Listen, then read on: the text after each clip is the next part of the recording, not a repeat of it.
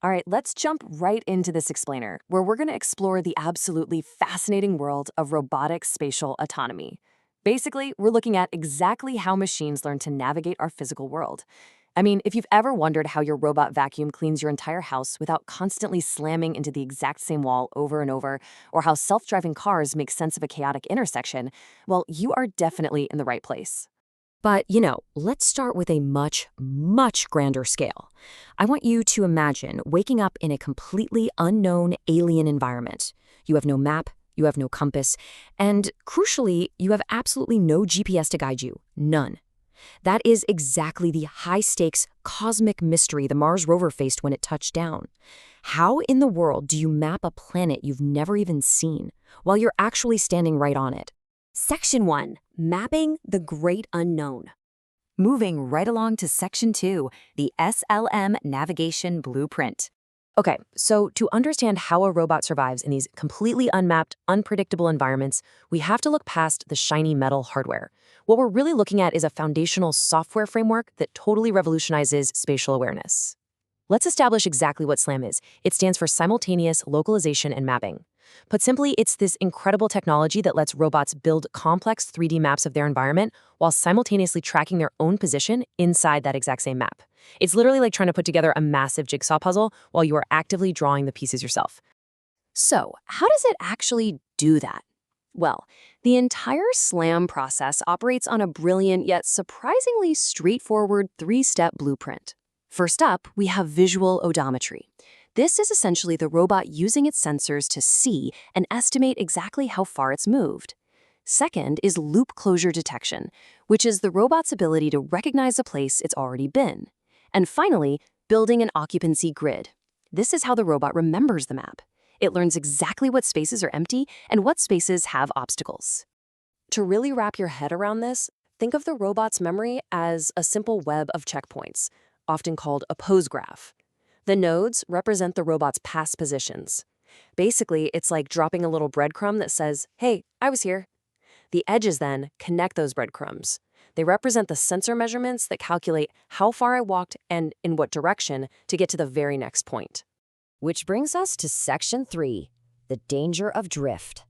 Now, navigating by just counting your steps is incredibly risky. It's a lot like taking a blindfolded walk through a pitch-black room. You might think you took exactly 3 steps straight forward, but maybe your stride was just a little bit off, or maybe your foot slipped a fraction of a millimeter. Suddenly, your internal map is slowly shifting away from reality. Relying purely on that internal odometry without correcting for sensor noise? Yeah, that is a fatal flaw. If a robot lacks external GPS, like say it's deep underground in a cave or up on Mars, relying just on its own initial movements creates a massive navigational villain known as drift. And this brilliantly illustrates what drift actually looks like in practice. At time 1, right when the robot starts moving, its uncertainty is super low. But as time goes on, that sensor noise compounds. A tiny 1% error becomes a 5% error, which eventually balloons into a 50% error. By time 3, the robot's positional uncertainty has grown exponentially until it is completely, hopelessly lost, even if it did everything absolutely perfectly according to its own sensors. But don't worry, there's a fix. Section 4, closing the loop. Fortunately, our little robotic explorer has a heroic method to correct its own mistakes and actually survive. Loop closure acts as the robot's absolute salvation.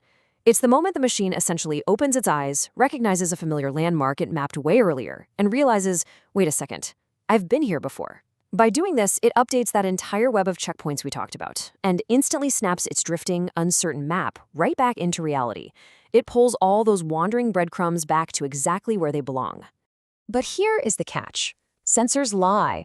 Sometimes a weird reflection on a glass window might look exactly like a hallway to a robot.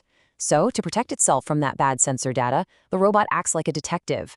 It uses a tool called the ransack protocol, which basically sifts through massive mountains of data to detect and throw out those outlier lies.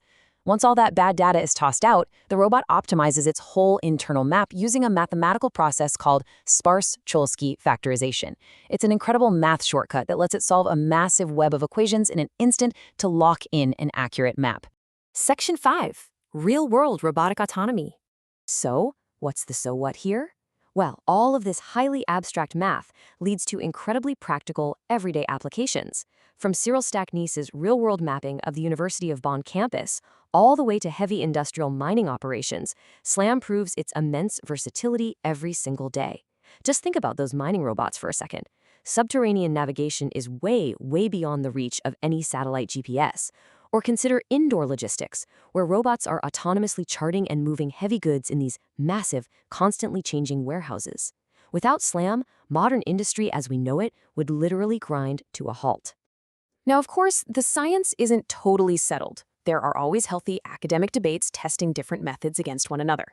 For example, you have graph-based SLAM, which focuses on optimizing that web of breadcrumbs we discussed. And then you have EKF SLAM, or the extended common filter, which uses real-time statistical probabilities to constantly guess its location.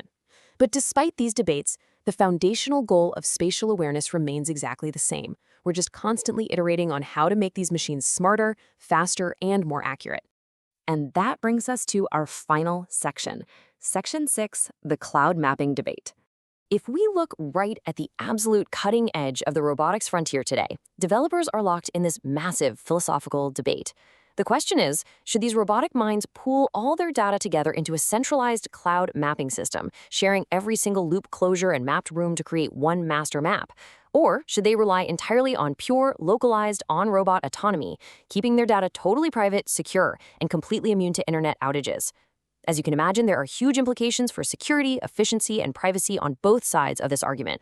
So, as you consider the possibility of a future filled with a globally connected robotic hive mind, machines silently scanning and charting every hallway, every mine shaft, and every city street with perfect mathematical precision, it leaves us with one incredibly provocative thought to end this explainer on.